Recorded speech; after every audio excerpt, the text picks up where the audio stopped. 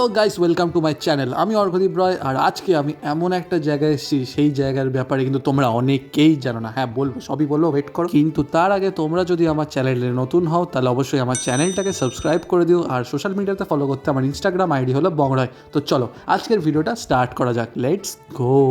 চলে এসেছি lake garden স্টেশনে, আর লেক গার্ডেন স্টেশন থেকে আমাদের গন্তব্যস্থল কিন্তু একেবারে কাছে। তাই চটপট করে রেলওয়ে লাইন ক্রস করে এখন চলে যাচ্ছে এই তিন রাস্তা মোড়ের দিকে। তিন রাস্তা মোড় থেকে যে রাস্তাটা ডান দিকে চলে যাচ্ছে, এই ডান দিক ধরে আমাদের এবার চলে যেতে হবে সোজা একদম। আর আমার বাঁ দিকেই দেখতে পাচ্ছ হচ্ছে বেঙ্গল রোয়িং ক্লাব, আর সামনেই তো পুরো বড়লোকসদের গাড়ি দাঁড় করানো। হ্যাঁ, এখানে মার্সিডিজ থেকে একদম অডিও অব্দি সব পেয়ে যাবে। যাই হোক, গাড়ি দেখে আপাতত আমার লাভ নেই, আপাতত গন্তব্যস্থলে যাওয়া যাক। এই তো এসে গেছি 3 নম্বর গেটে, এবার ঢুকে পড়ি, এবার চটাপট করে যেতে হবে আমার গন্তব্যস্থলে। হ্যাঁ, এই রাস্তা ধরে সোজা যেতে হবে।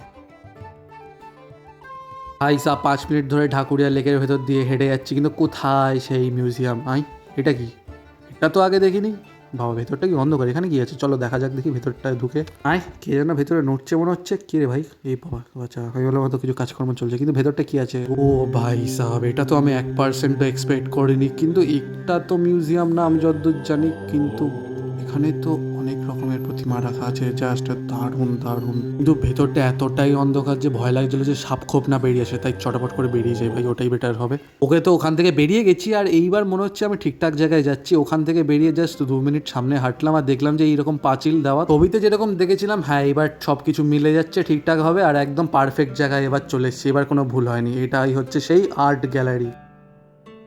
ওকে, তো এবার মেন গেট থেকে আমাদের সোজা যেতে হবে। সোজাই তো মনে হচ্ছে মিউজিয়ামটা আছে, আর এই কনিক্যাল শেপ টাওয়ারও দেখতে পেয়ে গেলাম, যার উপরে লেখা আছে মা ফিরে এলো। আর এই যে ডিজাইনগুলো দেখছো, পুরো মনে হচ্ছে যেন টেরাকোটার মতো খোদাই করে বানানো। এইটাই হচ্ছে সেই মেন মিউজিয়াম, যেটার ভেতর যাওয়ার জন্য আমি তো খুবই এক্সাইটেড। তাই চটপট করে জুতোটা খুলে ফেলি। আর ভাই সাব, এখানে তো অনেক প্রতিমা রাখা আছে, চলো দেখি এক এক করে দেখা যাক। আচ্ছা, লেফট সাইড থেকে স্টার্ট করি। এটা হচ্ছে লেফট সাইডের ফার্স্ট প্রতিমা, নিচে লেখাও আছে। এটা যেমন আলিপুর 78 নম্বর পল্লী 2019-এর প্রতিমা এটা। আচ্ছা, এরপর চলে যাবো আমরা দ্বিতীয় প্রতিমার কাছে। দ্বিতীয় প্রতিমাটা কিন্তু আমার বেশ ইউনিক টাইপের লাগছিল, কারণ এটা কিন্তু মাটি দিয়ে তৈরি না, একটু অন্যরকম জিনিস দিয়ে তৈরি। অন্যরকম বলতে গেলে সাইকেলের চেন থেকে শুরু করে সাইকেলের বিভিন্ন রকম পার্টস দিয়ে তৈরি। এটা আমার বেশ ইউনিক লেগেছে। তোমাদের কেমন লেগেছে তোমরা তো অবশ্যই কমেন্ট করবে। আচ্ছা, এবারে চলে আসবো তৃতীয় নম্বর প্রতিমাতে। তৃতীয় নম্বর প্রতিমাটা কিন্তু একেবারে সেই রাজবাড়ির প্রতিমা যেরকম হয় একচালা, ঠিক ওরকম ভাবে তৈরি। তারপর চলে আসবো চতুর্থ প্রতিমাতে। আগের দুটো প্রতিমার নিচে কিন্তু আমি দেখতে পাইনি যে কোথাকার বা কত সালে তৈরি হয়েছে, সেইগুলো কিন্তু নেই। এটার কিন্তু আছে। এটা হলো ভবানীপুর 75 নম্বর পল্লী, আর 2017 সালে এটা তৈরি হয়েছে। আচ্ছা, এরপর চলে যাবো আমরা পঞ্চম নম্বর প্রতিমার কাছে। পঞ্চম নম্বর প্রতিমাটাও কিন্তু একটু ইউনিক টাইপের, মানে একটু পিছন দিকে হেলানো, আর নিচের যে গাউনটা আছে ওটা কিন্তু পুরোটা চট দিয়ে তৈরি। আর এটার তলাও কিন্তু লেখা নেই যে এটা কোথাকার প্রতিমা। এবারে চলে যাবো 6 নম্বর প্রতিমার দিকে। 6 নম্বর প্রতিমার ওষুধটা কিন্তু সিরিয়াসলি ফানি লাগছে, সে একটা ইমোজি আছে না, ঠিক ওরকমই লাগছে। আর এই প্রতিমাটা হলো 74 পল্লী খিদিরপুর 2020 সালে তৈরি হয়েছে, মানে কোভিড টাইমে বলতে পারো। আচ্ছা, এইবারে চলে যাবো এই রোয়ের লাস্ট অর্থাৎ 7th নাম্বার ঠাকুরের কাছে। আর এই প্রতিমাটা কিন্তু পুরোটা কাঠ দিয়ে তৈরি, মানে একটু কাছ থেকে যদি দেখাই তোমাদেরকে তাহলে বুঝতে পারবে ভালো করে।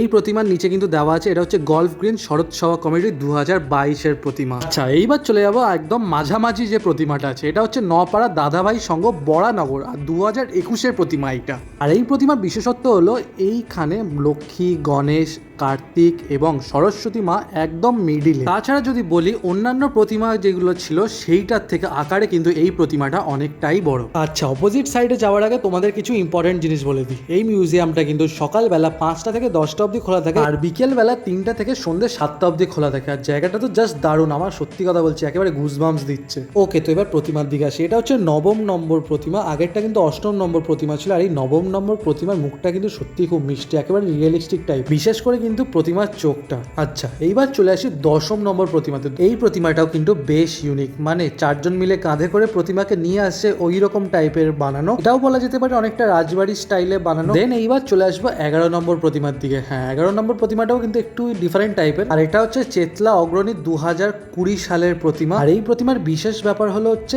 এই প্রতিমার এক পাশে কিন্তু আছে সাপ, আর এক পাশে কিন্তু আছে সিংহ, আর তার ঠিক নিচে কিন্তু লক্ষ্মী, গণেশ, কার্তিক এবং সরস্বতী মা। আচ্ছা, এইবার চলে আসবো আমাদের 12 নম্বর প্রতিমার দিকে। 12 নম্বর প্রতিমাটা কিন্তু অনেকটা সেই টেরাকোটা ডিজাইন হয়, ঠিক টেরাকোটা ডিজাইনের মতো বানানো, পুরোটাই কিন্তু মাটি দিয়ে বানানো, দেখে মনে হচ্ছে খোদাই করা। আর এটা হচ্ছে সন্তোষপুর লোক পল্লী 2020 সালের। দেন এইবার চলে আসবো হচ্ছে হচ্ছে 13 নম্বর প্রতিমার দিকে। 13 নম্বর প্রতিমাটার ইউনিক ব্যাপার হলো এটা কিন্তু পুরোটাই চক দিয়ে তৈরি। হ্যাঁ একদম, এটা কিন্তু মারাত্মক লেভেলের ক্রিয়েটিভিটি লেগেছে। ওকে, তো এইবার চলে আসবো আমাদের 14 নম্বর প্রতিমার দিকে। 14 নম্বর প্রতিমার শুধু মুখটুকুই কিন্তু রং করা, আর বাদ বাকিটা কিন্তু কালোর ওপর দিয়ে। এটাও কিন্তু একদিক দিয়ে ইউনিক টাইপের বলা যেতেই পারে। আর এইটা হচ্ছে বরিশা ক্লাবের প্রতিমা। চলো এবার চলে যাই পাশেরটার দিকে, অর্থাৎ 15 নম্বর প্রতিমার দিকে। আর এইটার দিকে শিওর বোঝা যাচ্ছে এটা কিন্তু কোভিডের টাইমে, অর্থাৎ 2020 সালের প্রতিমা। আমি শিওর, কারণ ওষুধটা তো পুরো কোভিড ওষুধ লাগছে। ওকে, তো এবার চলে আসি 16 নম্বর প্রতিমার দিকে। আর 16 নম্বর প্রতিমাটাই হলো কিন্তু এখানকার লাস্ট প্রতিমা। আচ্ছা, এবার আমি বাইরে বেরিয়ে গেছি, আর বাইরে এসেও কিন্তু দেখি এখানেও কয়েকটা প্রতিমা রাখা আছে। আর ফার্স্টেই চলে গেলাম এই প্রতিমাটার দিকে। আর এই প্রতিমাটা হলো হচ্ছে চেতলা অগ্রণী ক্লাব 2017 সালের। ঠিক এই প্রতিমাটার অপোজিট সাইডেও কিন্তু